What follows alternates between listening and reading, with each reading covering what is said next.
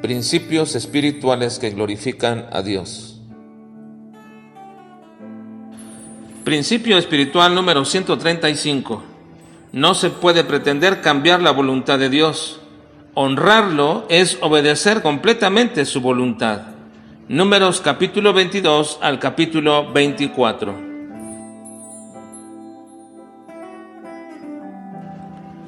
Hay una situación muy común y me imagino que en todas las iglesias, pero especialmente muy recurrente en mi ministerio.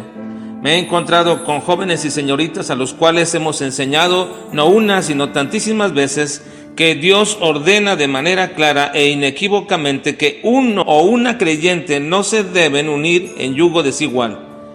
Y a pesar de saberlo, y a pesar de haber sido enseñados tantas veces, y a pesar de haber crecido dentro de la iglesia desde pequeños, porque tengo que aclarar que esta circunstancia se da muchas veces en creyentes que han vivido prácticamente toda su vida dentro de la comunidad de una iglesia, más que aquellos que ya grandes llegan a los caminos del Señor. Bueno, y a pesar de todas estas cosas, siempre tienen la tendencia a pensar que con ellos no sucederá lo que ha sucedido con otros, y que ellos podrán hacer algún cambio en la vida de aquellas personas con las que pretenden unirse. Y bueno, tenemos que decir que aunque aparentemente algunas veces pareciera ser que esto sirvió para que alguno de ellos conociera a Cristo, eso no implica que el desobedecer la voluntad de Dios de manera revelada tan explícitamente en algunos aspectos, Dios vaya a cambiar o a hacer alguna excepción. Entonces dirán algunos, bueno, y entonces ¿cómo se explica que tal o cual persona, habiéndose casado con un incrédulo o incrédula, esas personas llegaron a conocer a Cristo y ahora son creyentes e incluso algunos buenos miembros y servidores de iglesias? Y tengo que decirles que aunque la ordenanza es expresada de una manera tajante, esa ordenanza no está diciendo que si se casa alguien con un incrédulo, este jamás será creyente.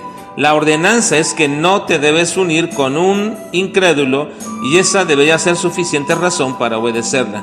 Porque si obedeces, definitivamente vendrá sobre ti la disciplina y el juicio del Señor, independientemente de que si la persona con la cual te uniste llega a convertirse. Pero en mi experiencia he visto muy pocas veces este resultado.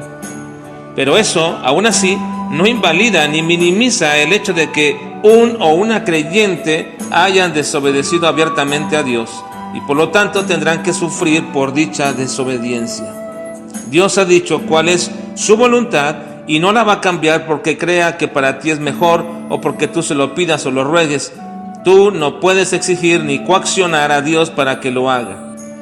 El pueblo de Israel había estado tratando de pasar por algunos lugares en su travesía por el desierto y algunos pueblos no se lo habían permitido, así que armados y bajo la protección de Dios, Israel fue derrotando a cada uno de aquellos pueblos cananeos. Y por ello el temor de Balac, príncipe de Moab, cuando vio que Israel venía en camino a ellos, entonces envió a hablar a Balaam, que era un profeta que tenía la fama de que a quien maldijera sería maldito y al que bendijera sería bendecido. No sabemos cómo es que este hombre había adquirido esta habilidad o cómo Dios se la había dado, pero cuando van en su búsqueda, Dios aparece a Balaam y le dice que no vaya con ellos. Así que él le dice a los mensajeros que no va a ir. Balac vuelve a mandar a príncipes más honorables que los otros y Balaam le dice que él no va a ir, pero que esperen para saber si Dios quizás pueda cambiar de parecer.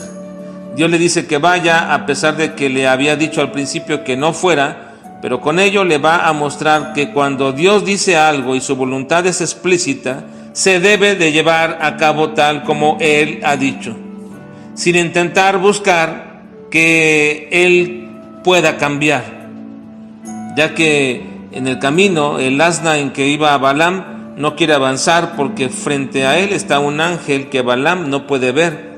Entonces la azota y Dios le permite al asna hablar. El ángel le dice a Balaam, después de que Dios le permite verlo, que el camino de Balaam es perverso delante de Dios, porque aún el asna misma obedece mejor que el mismo Balaam.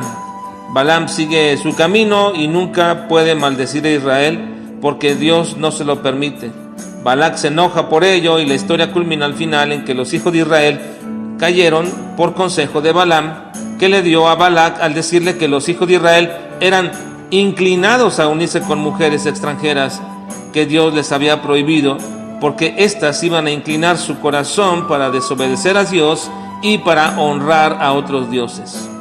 Israel padece por causa de esto, pero el mismo Balaam también muere posteriormente.